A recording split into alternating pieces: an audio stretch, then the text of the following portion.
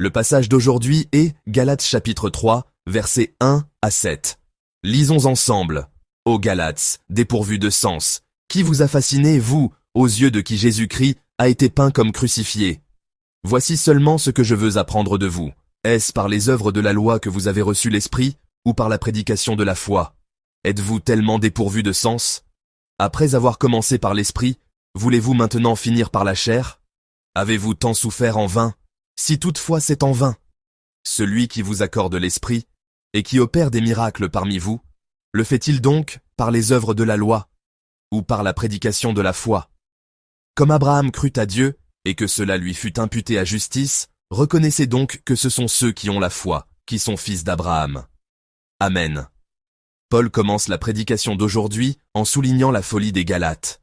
Lisons à nouveau ensemble le verset 1er de notre passage.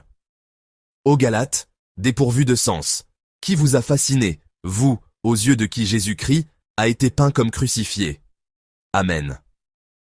Jusqu'à présent, dans les chapitres 1 et 2 de l'épître aux Galates, Paul avait défendu son apostolat et son origine divine auprès des membres de l'église de Galatie sur un ton quelque peu défensif. Mais maintenant, pour mettre en lumière la doctrine de la justification par la foi, qui est le cœur de son épître, il adopte une approche plus directe, en commençant par reprendre les croyants de Galatie pour leurs erreurs.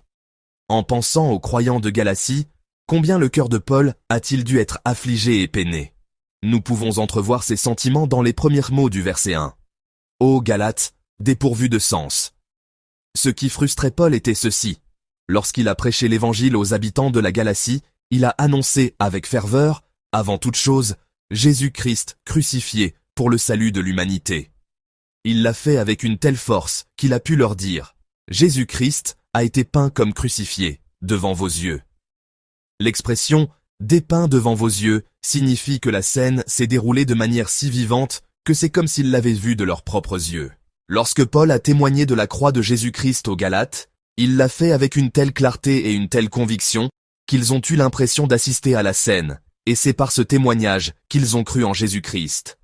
Or, ces croyants qui étaient venus à la foi de cette manière s'étaient laissés séduire par des doctrines légalistes. À cause de cela, ils avaient abandonné la vérité.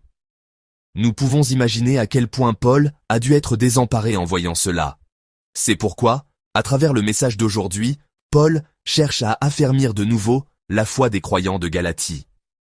D'abord, au verset 2, il les interroge pour leur rappeler une vérité fondamentale. Est-ce par les œuvres de la loi que vous avez reçu l'Esprit, ou par la prédication de la foi? Car la réception du Saint-Esprit, qui est le sceau de notre salut, ne s'accomplit que par la foi. Ensuite, pour illustrer son propos, il prend l'exemple d'Abraham, un homme qui a été sauvé par la foi. Abraham était une figure très respectée par les Juifs. Paul l'utilise donc pour démontrer le principe et l'ancienneté de la justification par la foi. Il voulait aussi leur rappeler que la bénédiction du salut est accordée à quiconque croit. Lisons ensemble les versets 6 et 7 de notre passage. Comme Abraham crut à Dieu, et que cela lui fut imputé à justice, reconnaissez donc que ce sont ceux qui ont la foi qui sont fils d'Abraham. Amen. Paul a souvent utilisé l'exemple d'Abraham pour exposer la doctrine de la justification par la foi, notamment parce que les légalistes tiraient une grande fierté de leur descendance d'Abraham.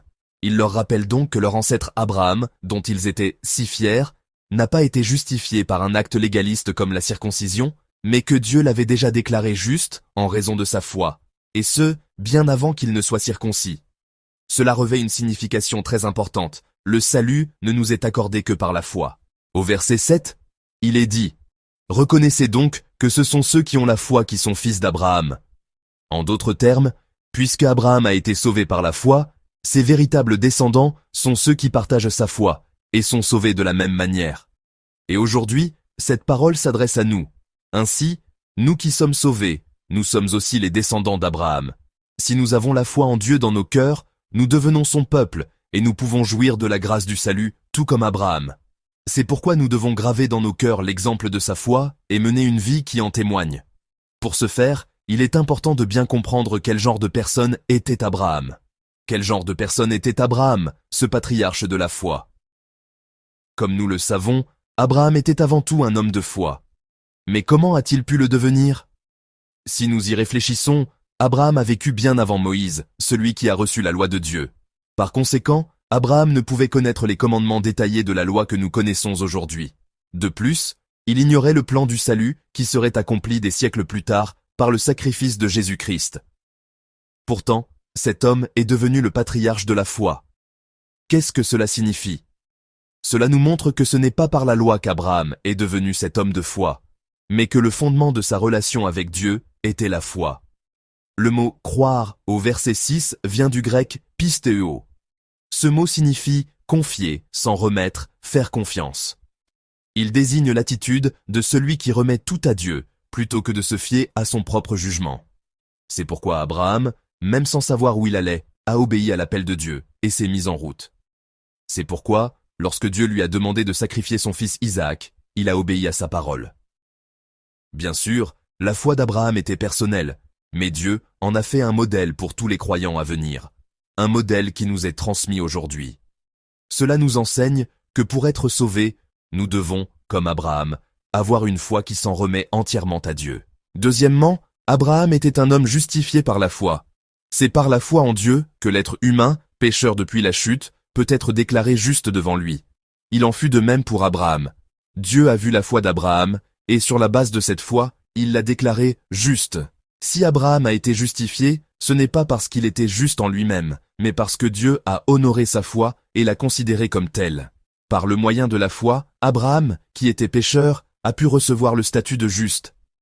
Et cette voie du salut par la foi a été ouverte à tous les hommes après lui. Ainsi, ceux qui ont la même foi qu'Abraham peuvent être justifiés de la même manière. En fin de compte, tout découle d'une foi sincère en Dieu. Abraham avait une telle foi, et c'est par elle qu'il a pu être déclaré juste. Je prie au nom du Seigneur pour que nous ayons aussi une telle foi. Chers frères et sœurs, les croyants de Galatie, qui avaient pourtant bien reçu l'Évangile, ont été sévèrement repris par Paul, au point d'être qualifiés de « dépourvus de sens ». La raison de cette réprimande était que leur foi avait chancelé et qu'ils s'étaient détournés de la vérité. Le fondement même de leur foi était ébranlé. À travers le message d'aujourd'hui, nous avons rappelé que ce qui nous justifie et nous conduit au salut, c'est uniquement la foi en Dieu. Puissions-nous vivre sans jamais oublier que la seule chose à laquelle nous devons nous attacher fermement, au milieu de ce monde qui cherche à ébranler nos convictions, c'est la foi en Dieu. C'est seulement ainsi que nous pourrons tenir ferme et être victorieux. Que cette journée soit pour chacun l'occasion de s'examiner. Ma foi n'a-t-elle pas chancelé comme celle des Galates? Ai-je, par hasard, abandonné la vérité de l'Évangile? Suis-je solidement établi sur le roc de la parole de Dieu? Je prie que, chacun, en examinant sa vie, prenne la résolution de vivre par la foi, à l'exemple d'Abraham. Que le Seigneur vous bénisse.